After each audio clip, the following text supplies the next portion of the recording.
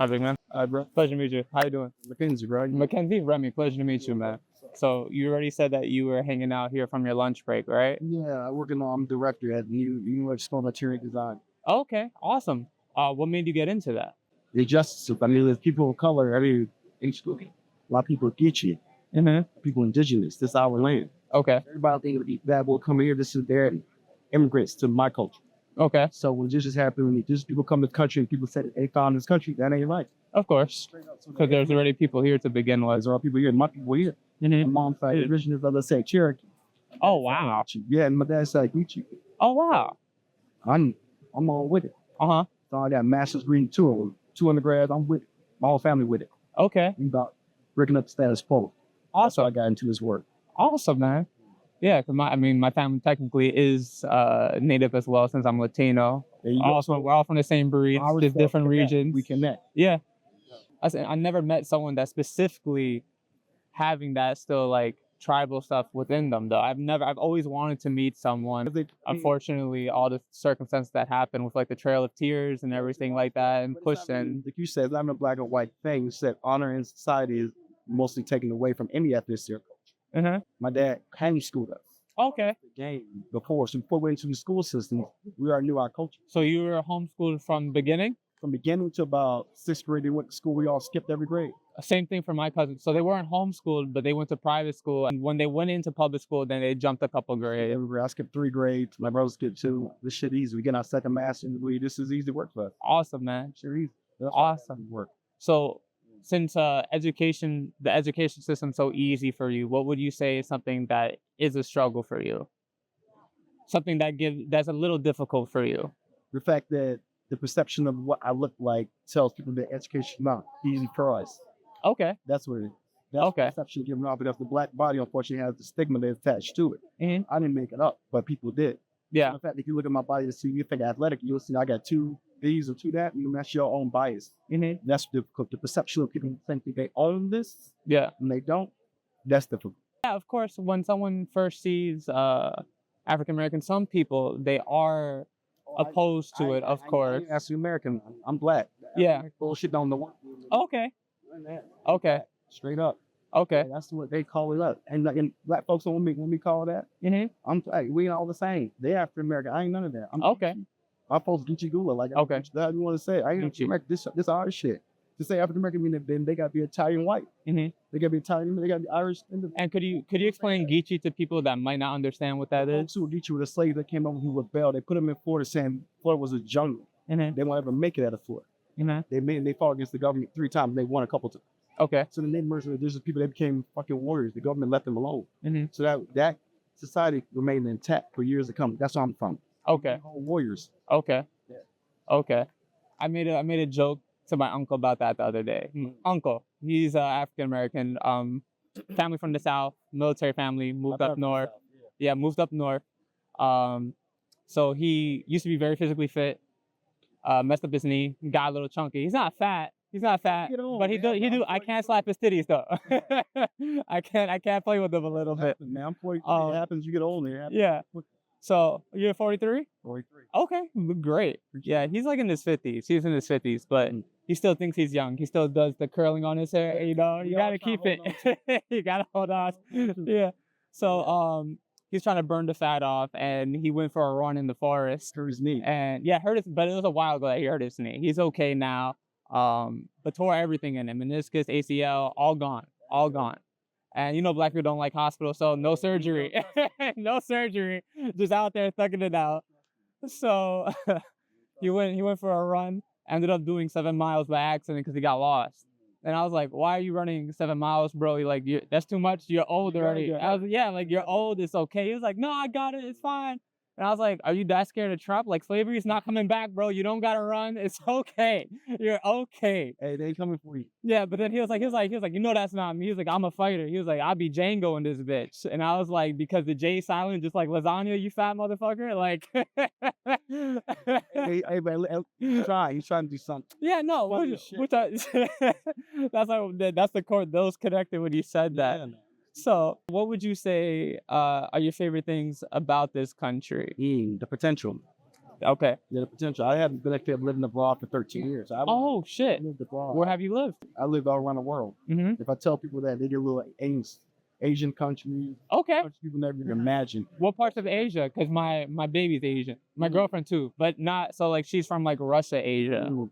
Yeah, I live in Which I didn't even know. Like I understood they were parts of Asia, but I'm not assuming like some characteristics still to like transfer over from like the Oriental side. So like my baby has really chinky eyes. When she smiles, she looks like one of those waving cats at the fast food Which restaurants. is funny, like people say the Asian eye, that comes from Africa. The monolithic eyes of Africa, they're not Asian. Okay. So Africa had it first. And then as everyone came from Africa, they migrated to the parts. So these eyes we have, the Asian eyes are specifically African things. They're Okay. eyes from Africa. Okay. So yeah, that doesn't make sense. At the same time, I lived in the country. I lived in Korea for a while. How did you like it? Loved it. Okay. When you were there, how long were you there for? So it was 10, 11 years. Holy shit, that's a long time. Did you have to deal with any of like the air pollution that's over there sometimes? Yeah, because I know sometimes it's like really rough and then you're walking around with masks and stuff. What would be your favorite things about living in Korea?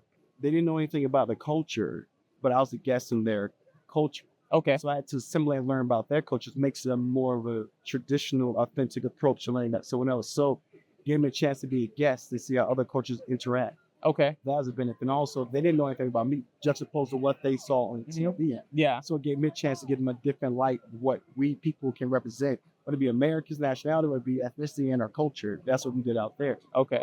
And at that, since 12 years ago, you had more hair at that time? Yeah, I had So they were like Michael Jordan, Michael Jordan. Farmer, I got farmer. Really? Because they haven't had they're not, but that's not. No. I know. Yeah. They have no reference. The country's very homogenous. It's predominantly Asian. Uh-huh. I walk in there, you got president, athletes, and they truly don't have a culture for black folks other than the army and people who teach English out there. Yeah. So they don't have that. So Yeah. I got it. Of course. And then they're taking photos of you because it's a new experience for them. And it's just like amazing. Beautiful people. Awesome. Beautiful country. I was lucky enough to be a guest in that beautiful country. Uh-huh. Beautiful place. Awesome. And then so did you do like a lot of karaokeing over there? Because I know for them, at least some of my No, they won't. Korean friends that are from there, they're like, we do a lot of karaoke.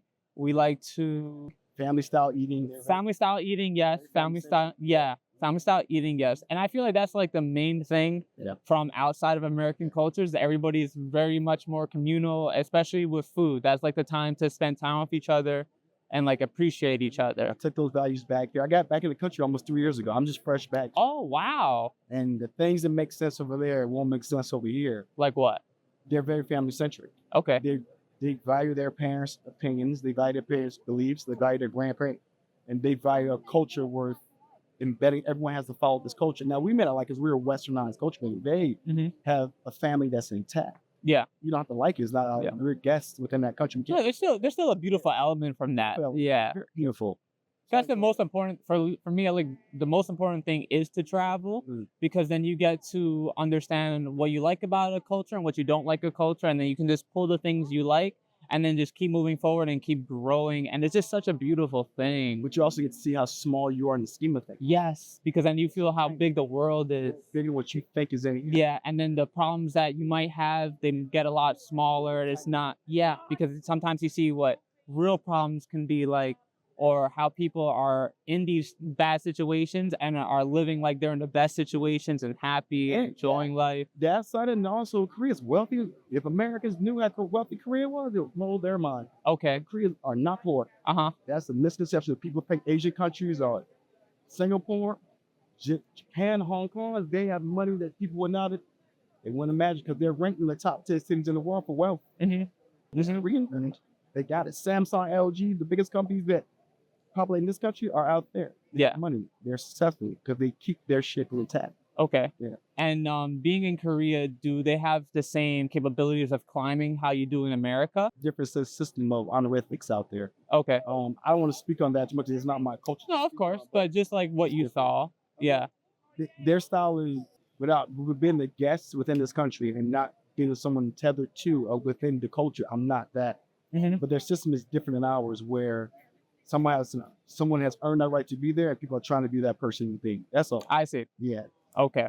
So it's like you see where it is you want to go, and you follow that specific path. Try and follow that path, and they work hard. Hardworking culture. Okay, okay. Just check the time because I don't want to hold you because you said you had to get back to your office. Yeah, about 3 minutes. Okay, okay. And what would you say is your passion? I feel like it's tied to healing the perception of how Black people can be perceived, or it also could be helping people get the education to move forward in life properly, or I don't want to say properly, but in a better way. I feel like those could be maybe one of your two. They're not. Not a Okay. This is who I am. Yes.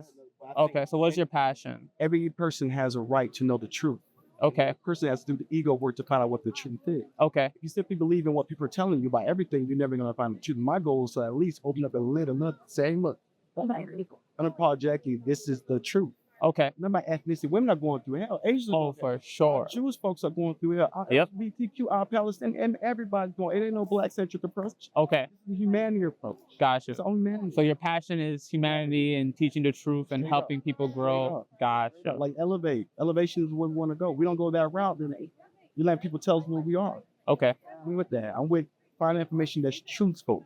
If you don't, then somebody can lie to you because that's what they do. No matter what ethnicity they're coming from, they're gonna lie to you. And how would someone be able to find information that is truthful in a time where people are just posting headlines and trying to post things to like grab people's attention?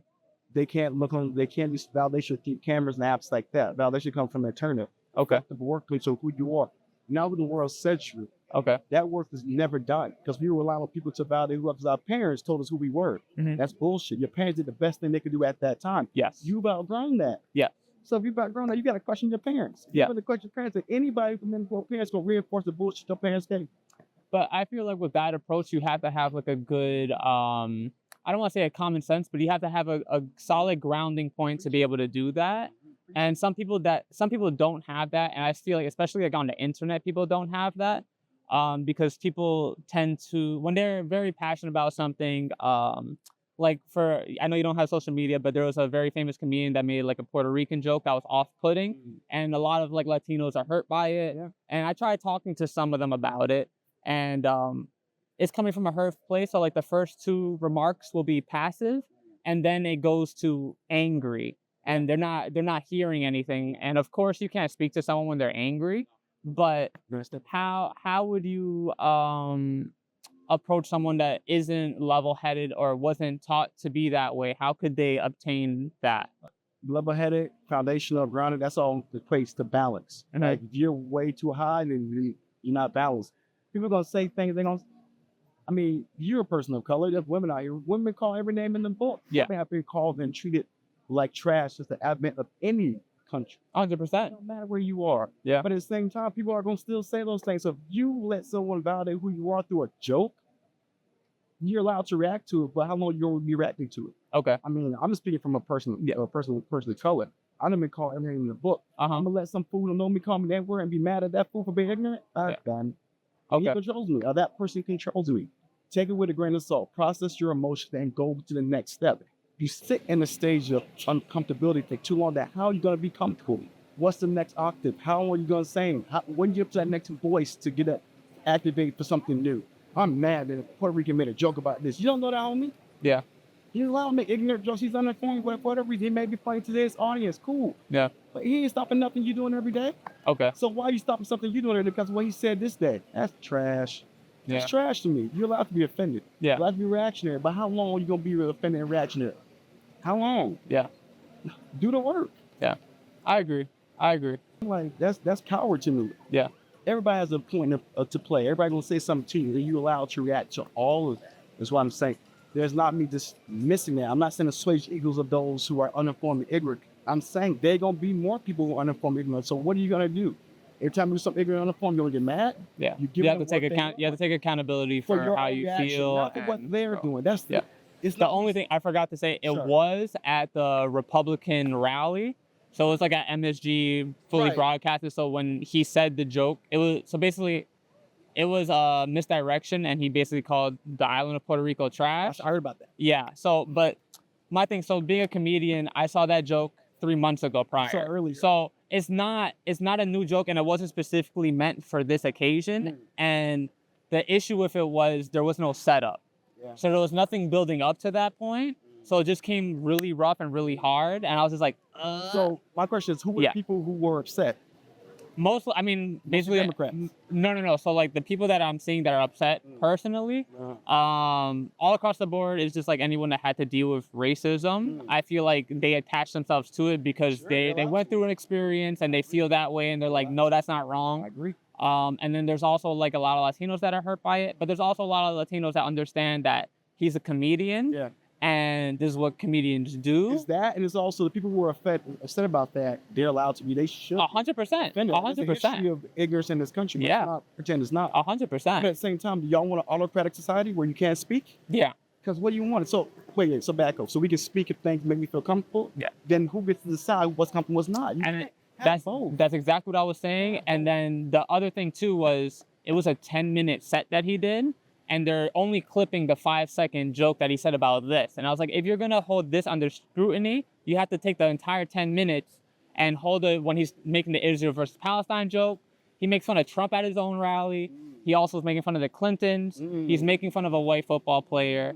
I will say those jokes are funnier. This joke, I will say, as a comedian, like you hear it and you're automatically like, it's kind of like if someone just came up to you and punched you, rather than you see the altercation happen and then you get punched. Machination happened before. Yeah, so I think you gave me context, and I think that's why I don't have social media. Because Of course. if you got social media, you're thinking about this shit through a phone. If you ask, some people have social media for every reason. Cool, do you? but there's also real life. Because if everybody's offended by it, yeah. If everybody's offended by that 1 5-second clip, it's going to spread. Conformity is contagious. Yes. I'm mad because they're mad. I'm okay. Yeah. A Republican go and say something you don't like. Are you surprised? Yeah. Oh, he's speaking on behalf of Trump, ain't he? In the sense, yeah. The Square Garden with some Republican. Yes. So you surprised he don't say something uninformed? Yeah. Come on. Why? And then don't forget that the people who are doing the media behind the 5-second clip, they're trying to get you to watch their clip because that's the media. Yep. And that's what they do. If they see something that people feel something, they're promoting this to make people feel this They way. got you dead to rights. Yeah. I get that. But at the same time, be objective even when you're at home.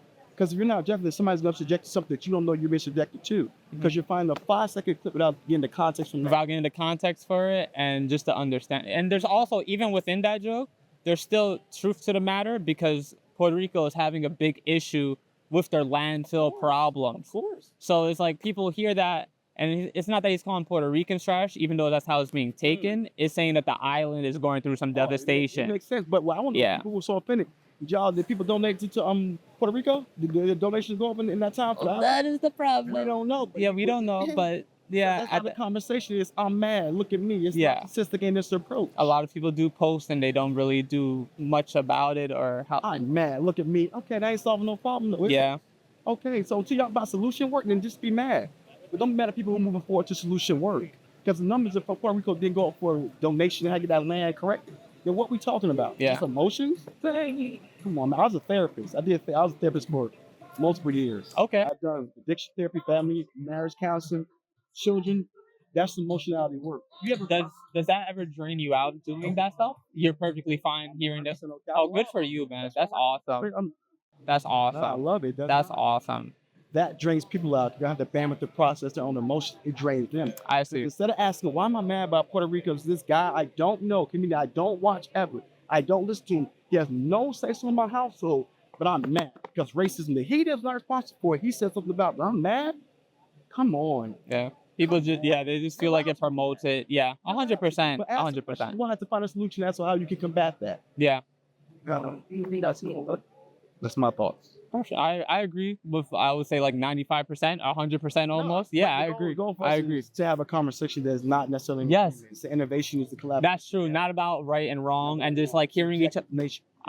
What is it? No, is it iron sharpens? Is it iron or steel? Whatever. Whichever. But you got it. Sharpening. Yeah, I agree. Yeah. Same thing. All right, brother. I don't want to catch I gotta be in my video. Yep, I don't want to catch you up. So I'll give you 2 minutes. You got another question. Let me see. Because for me, I care. Stuff. Yeah, Stuff. I care about passion. Yeah, what do you got?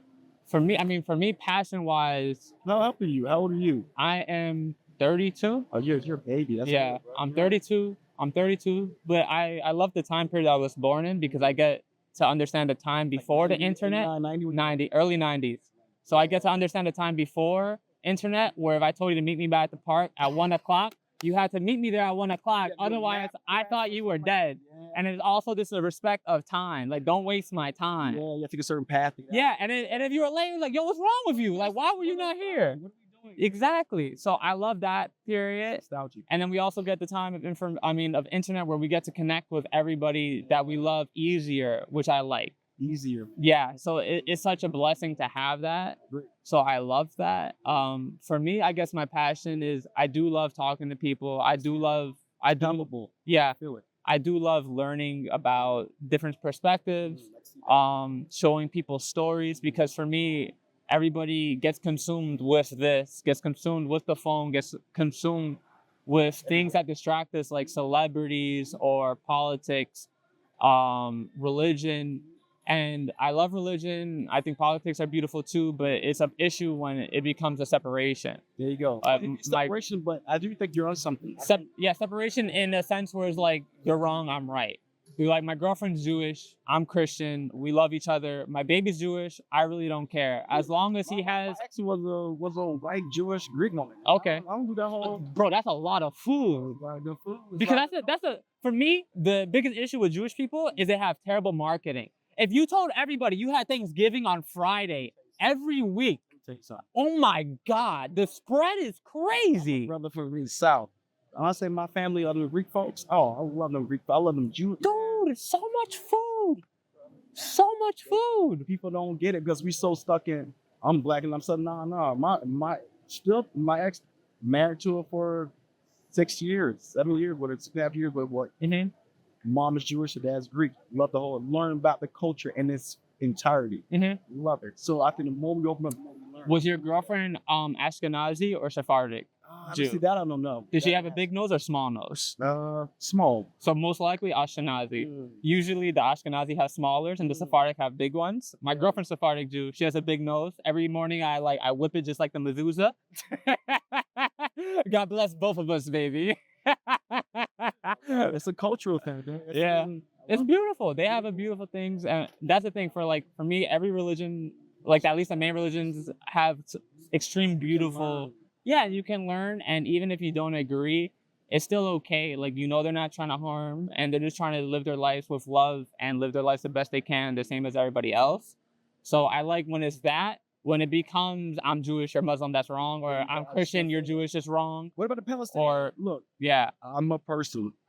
Palestinians, the Israelis are going. Yeah, person first, and then no position to tell folks I know nothing about what they should do with the. Yes. It's humility and empathy and grace given towards people who are going through a lot. Yes. The notion that we have some say so what they got, man, no. I'm married to a Jewish woman. I ain't got no say so what them people go through, what they've been through since the advent of time. The Palestinians and the Muslim thing. I'm not that either. So how can I give them an opinion? It's when you merge the two and think that we have an opinion. And then you have to learn their entire history. What we don't. What we do is we future fake. Yeah. We virtue signal saying, well, they got to stop. Well, you walking through unhoused people to go march for either side. But meanwhile, your country got unhoused people that you walking through. Yes. Why can't you handle your shit at home, homie? Yeah. It's just how weak to me. Yeah, I agree. To me. I agree. The truth. You can't. Women here are suffering. And then they're suffering. People are going through hell in this country. Yep. But somehow, experts in this country know about something going on in that country. The stats say different. Yeah. We don't travel as much as the rest of the world travel. So stop playing games. Go read a book before you go say something about Jewish folk and Palestinians. I agree. The person you married to one, that's with them for years, I can say sitting here, just like Korea, I know nothing about the culture because I am a guest within that culture. Mm-hmm. That's the first step you need to do.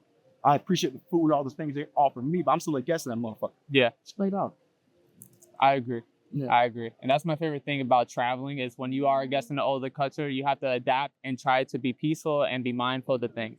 So like the first time I went to Italy, and it's perfectly my fault. I should have never asked my cousin. He traveled more than me at that period of time. Yeah. And we were in this little town in Rome. And there was a statue laying down on the bench. And I've always been a comedian at heart. I recently just started doing it, but always been a comedian at heart, trying to just do the funniest thing possible. So I see a statue laying down. Instantly, my head is like, I want to cuddle with it and take a picture. That's funny to me. You know, I was like, I just want to cuddle with this thing and laugh. People they don't. Yeah, it's fine. It's fine. Yeah, it's fine. It's fine. I asked my cousin, I was like, hey, like, do you think it would be okay? Like, I don't want to offend anyone. I don't know what it is. And he was like, yeah, you're American. It's fine. Don't worry about it. And I should have asked his girlfriend at the time because she's more into like paying attention to these minute things. Sure. And I went and did it. And as soon as I did it, I wasn't realizing, but it was a church. And people, there's old women coming out the church, and I'm doing it. They're like, oh. And I was like, oh. I was like, I'm so sorry. Like, I kept moving. And his girlfriend comes and grabs me. And she's like, come. She's like, do you know what that is? She's like, that's Jesus. And I was like, I just did it, Jesus. Like, I didn't mean to. Somebody, yeah, but I mean, you didn't know. Of course, I didn't know. But it's just like, when you are a guest in other people's like place, you have to be mindful of certain things. And then you learn. Like you said, it opens your mind. You get to learn so much. For me, the best thing about Italy is the level of food quality. At that time, I was really into basketball, playing sports. I ate like a pig. I didn't. That's all I did. Oh, you gained weight?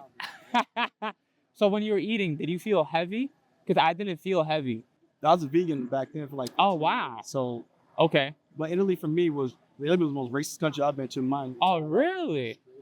Okay. What part were you in? I was in Pompeii, Amalfi Coast, Okay. Positano, Rome, Florence. I went all over that bad boy. But at the same time, I still love it because I'm not gonna stop traveling Italy because there's a couple people. I love Florence. Most romantic city I've been in my life. Florence is beautiful. It feels. Doesn't it feel such like homey? It feels so. Oh, it's so nice. It's cold. I went to Milan, Venice, all of it. So which were your favorite places that you went to? All of them. You know, Florence was by far beautiful. It feels such like home. Like it was just as nice. It's nice because it feels more like vacation. It feels more like vacation when you're there. Because I went to Cinque Terre, Rome, and Florence. That's beautiful. And it's very much like New York, where like every borough you go to has a different vibe and a different feeling to it. Rome just felt like, I don't want to say touristy, but it's just like you're in awe of all like the ancient architecture that's like sitting around, you're just walking around a maze. So you're just like, wow. Cinque Terre, same thing like Amalfi Coast, beautiful. You just feel very relaxed, vacationing, beautiful water, beautiful seafood. But you're vegan at the time, so you didn't get to try. I mean, I went up to die because Oh, naughty. went in Rome.